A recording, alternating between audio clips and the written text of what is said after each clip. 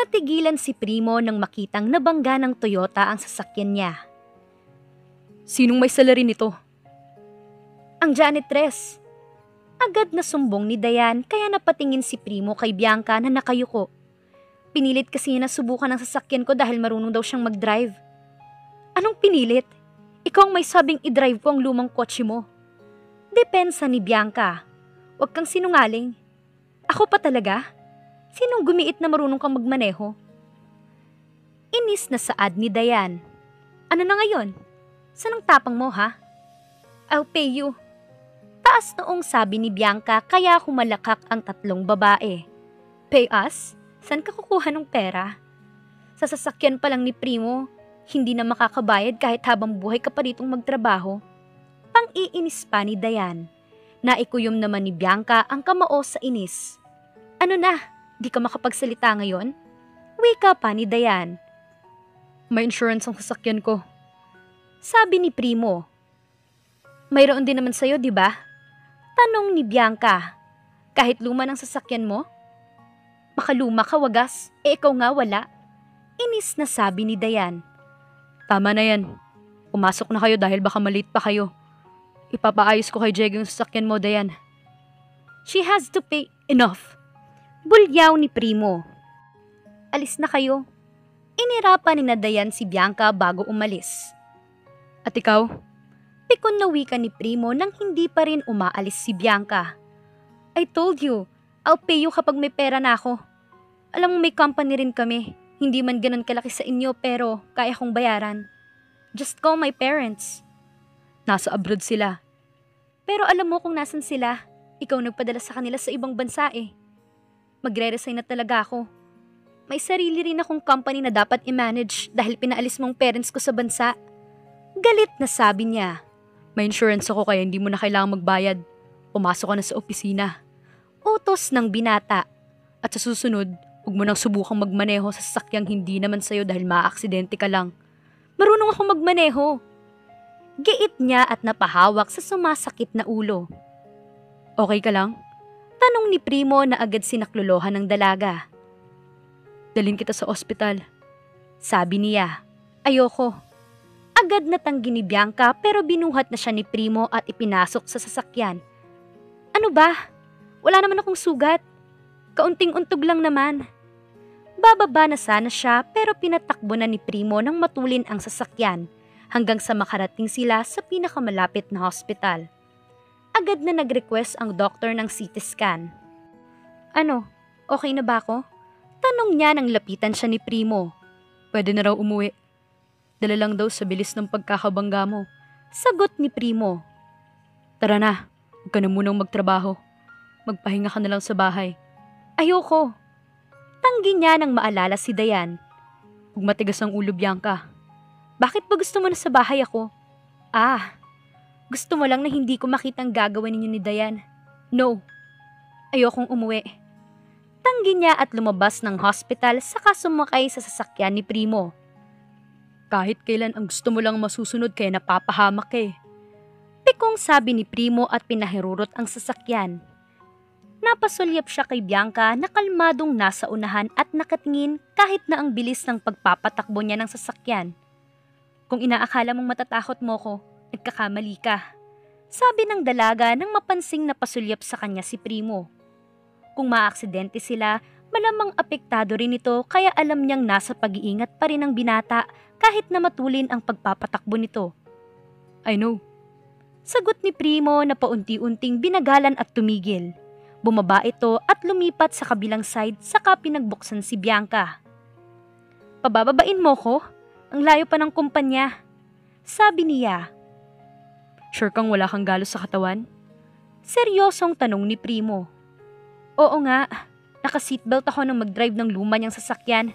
Yabang-yabang, luma naman. Inis na sagot ni Bianca. Okay, basta kapag magkakaroon ka ng sakit sa ulo pag susuka, sabihin mo sa akin ha. Okay po. Muling pinatakbo ni Primo ang sasakyan hanggang sa mabilis na ikantuwa naman ng dalaga pero nang malapit na sila sa kumpanya ay dahan-dahan niyang pinabagalan hanggang sa makarating sila sa parking lot. Pwede bang sa susunod ako naman ang mag-drive? Pakiusap ni Bianca. Next time. Sagot ng binata. Thank you. Masayang pasalamat ni Bianca at tinanggal ang seatbelt saka inilapit ang katawan kay Primo. Bumaba ka na. Hindi na natuloy ni Primo ang sasabihin nang takpan ni Bianca ng mga labi nito ang mga labi niya. Hindi niya kayang tumanggi kaya kinabig niya ang dalaga at tumugon sa mga halik nito. Stop. Aniya sabay marahang tulak sa katawan ng dalaga. Hindi ito tama. Wika ni Primo. Please, huwag ka nang manukso, Bianca. Pakiusap niya.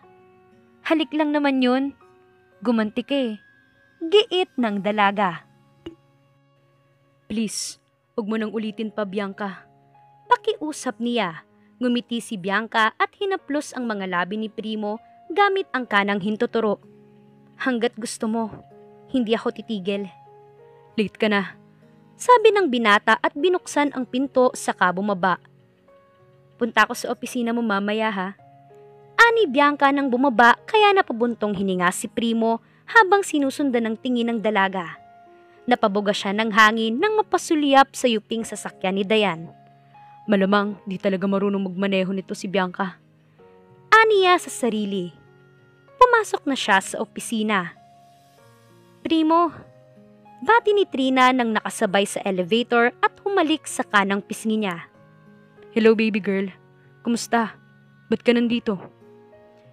Gusto ko lang bisitahin ng big brother ko.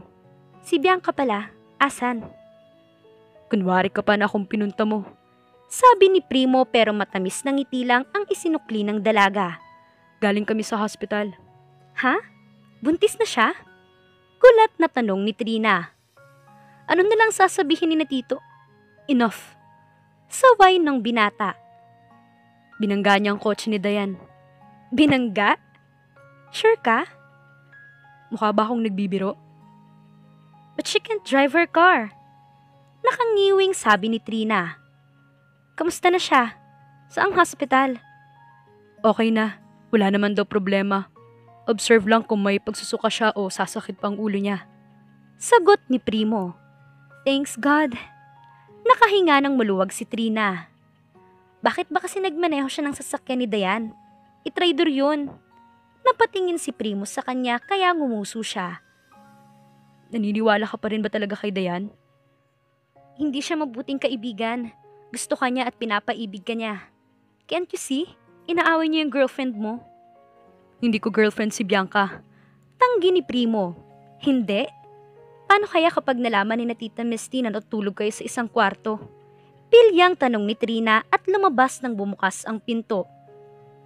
Lasing siya ng gabing yun. Pero ikaw hindi. Nakangiting sabi pa ni Trina. Pwede ba? Huwag mo sirain ang araw ko. Inis na sabi ni Primo. Napatingin siya kay Trina na biglang humalakak. Anong nakakatawa? Wala. Sagot ni Trina na kinuha ang cellphone saka pa simpleng kinuhaan ng litrato si Bianca na may dalang map. Huwag ka nga. Saway ni Primo na kukunin sana ang cellphone kay Trina pero mabilis na tinago nito sa bulsa. Remembrance lang. Sagot ni Trina saka na unang pumasok sa opisina ng binata. Pero nagulat nang datnan si Simon sa loob ng opisina. Tito? Bulalas niya. Kahit si Primo ay nagulat din nang makitang ito ang nakaupo sa couch at nakadikwatro. Punta lang ako sa company namin. Alala kong titignan ko pa palang jewelries na ilalunch ni na Mami Donna. Paalam ni Trina at agad na umalis. Sir. Bati ni Primo at nagmano kay Simon, isa sa pinakamayamang businessman sa Amerika. Hindi ito basta-bastang mapabagsak kahit na magsama-sama pa ang malalaking grupo dahil ang lakas ng asset nito, hindi lang sa Amerika kundi pati sa Asia at Europa. Balita ko sinulot ang project ninyo ni Enzo. Sabi ni Simon na seryoso ang muka. Yes sir. Hawak ko niya ang buong Lion Phoenix kaya namamanipula niyang business world. Magalang na sagot ni Primo. May actions ka bang ginawa? Sa ngayon, inoobserbahan ko pa ang kilos niya pero sir, isa siya sa mga nandun sa auction sa underworld ng araw na yun. Wika niya at kinuha sa drawer ang litrato ng assistant itong si Jason. Mahirap kumilos kung hawak niya ang Lion Phoenix. Sabi ni Simon. Lahat ay apektado dahil sakim siya sa posisyon, pero as of now, watak-watak na sila. Marami ang ayaw sa kanya pero wala lang choice at hindi rin nila alam kung sinong mapagkakatiwalaan kaya nahirapan silang magbuo. Paunti-unti humububuhag din sila. Sabi ni Primo. Tumayo si Simon at namulsa saka napatingin sa labas ng opisina. Napabuntong hininga siya nang makita si Bianca na nagmamap habang bubulong-bulong na parang batang pinarusahan ng mga magulang, kaya pinagtrabaho sa bahay ng labag sa kalooban. Kumusta siya? Tanong ni Simon na hindi na kailangang sabihin kung sino ang tinutukoy. Ganun pa rin ho. Nagkakaroon siya ng relapse kaya madalas na sumasakit ang ulo. Masyadong malakas ang gamot na binibigay sa kanya kaya magkakaroon siya ng dissociative amnesia. Sa ngayon, gamit niya ang identity ng best friend niya. Sagot ng binata. Narinig niya ang malalim na buntong hininga ni Simon. Huwag nating madaliin. Nawala ang best friend niya sa harapan niya kaya nahihirapan din siyang tanggapin. Malungkot na sabi ni Simon. Ikaw na munang bahala sa kanya but don't spoil her. Kung may bakante, pakilipat siya ng workplace. Sabi pa ni Simon. Bilang sekretary ko na lang kaya kong ibigay sa kanya na magaan na trabaho. Sagot ni Primo sa kainiwas ng mga mata. Ngayon lang siya nakaramdam ng pagkailang kay Simon. Sekretary mo? Ulit nito. If you can handle her. Sabi ni Simon sabay tapik ng balikat ni Primo at lumabas. Umalingaw-ngaw ang sinabi ni Simon sa isip ni Primo. No, I can't. Saad niya. Nagulat si Primo nang may mainit na kamay na yumakap sa kanyang bewang pero hinayaan na nito nang maamoy kung sino. Morning. Bati ni Bianca at isinubsob ang muka sa malapad na likod ni Primo. Anong breakfast? Dilis at bacon. Sagot ng binata at isinalin sa plato ang piniprito. Bianca, hindi ako makakilos. Bitiw na. Naramdaman niya ang pagpisil nito sa braso niya bago lumayo kaya napailing ang binata. Kain na tayo. Okay. Sagot ni Bianca at naupo. Ang bango naman ng ulam natin. Sabi niya at naglagay ng kanin. Napansin niyang sinasawsaw ni Primo ang dilis sa sukang maanghang kaya ginawa rin niya ito.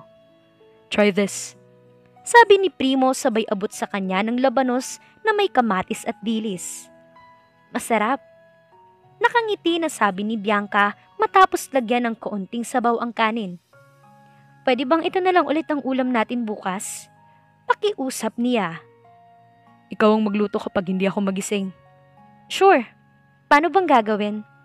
Kaunting mantika lang sa dilis or pwede namang wala ng mantika. Basta, halu-haluin mo lang hanggang sa maging ganito na siya. Sabi ni Primo. Try ko. Sabi niya at maganang kumain. Siya na ang naglagay ng pinagkainan nila sa dishwasher at pagkatapos ay bumalik sa kwarto at naghanda para sa trabaho. Nang marinig ang busina ni Diego, ay bumaba na siya dala ang backpack na Jansport. Sasakit na naman ang likod ko sa kakakuskus ng map sa opisina. Bulong niya nang umandar ang sasakyan kaya napangiti si Diego. Huwag kang mag-alala ma'am, makakalipat ka rin ng bagong opisina. Nilipat ako ng company namin. Kailan ba mahuling mga human trafficker na yun nang malaya na ako? Malapit na ma'am, lalo na't nandito sa Pinas ang target nila. Kailan ba sila aalis ng bansa? Di naman dito ang origin nila. Mas madali kasing makahanap ng biktima dito sa Pilipinas kasi ang daming pag-alagala at hindi rin mahigpit ang seguridad lalo na sa ports natin. Konting lagay lang, makakalusot na. Sabi ni Diego. May mga kamag-anak din siyang dalaga kaya kailangan din niyang makipag-cooperate para ligtas ang ibang tao lalo na ang kabataan. Masamang gamot at armas na pinapasok sa bansa at organs naman ang pinapalabas sa Pinas. Magaling. Sabi ni Bianca. Sad to say, isa siya sa mga biktima. Gano'n na talaga kahirap ang buhay ma'am. Kaya nga ang daming masamang tao na handang ibenta ang kaluluwa para sa pera. Bakit kaya pinapagawa ni Sir ang opisina niya? Narinig ni Bianca na tanong ng mga kasama niyang nagbibihis. Oo nga pala, nakalimutan niyang tanungin si Primo. Noong Friday nagsimula ang renovation ng opisina ni Primo pero hindi na pumasok sa isip niya para itanong. Bianca, di pa rin ba kayo okay ni Ma'am Dayan? Tanong ni Manang Maika. Hindi ho kami magiging okay. Siya ang nagsimula ng gulo. Maliban na sinaway siya ng tungkol sa basura niya. Iwasan mo na lang siya, sabi ni Manang Maika. Ang bait naman ni Ma'am Dayan pero pagdating sa'yo, kalaban ka talaga niya. Huwag mo kasing kontrahin. Sabat ng kasama nila. Hindi ko ugaling sumunod sa taong alam kong sila ang may mali. Sagot ng dalaga. Excuse me, mauuna na ako sa inyo. Lumabas siya. Naiinis siya sa pakikinig sa sinasabi ng mga ito. For what na makipagplastikan siya kung alam niyang nasa tama siya. Akala ko ba makakatanggap na ako ng magandang balita tungkol sa mga empleyado today? Hindi naman pala. Sabi ni Dayan nang makasalubong siya. Ako nga rin eh. Sagot ni Bianca. Tapang mo rin ano? Palibasa wala akong ebidensya sa pinaggagawa mo. Wala kang mahanap na ebidensya dahil malinis ang konsensya ko. Mahinahong sagot ni Bianca. Talaga? Mapapaalis din kita. Girlfriend ka ni Primo, di ba? Bakit hanggang ngayon nandito pa rin ako? Di ba kapag girlfriend, sinusunod dapat ang gusto? May pang-iinsulto na sabi ni Bianca. Unless, hindi ka mahalaga sa kanya kasi ikaw lang naman ang naghahabol sa kanya. My gosh! At sinong gusto niya? Ikaw? Why not?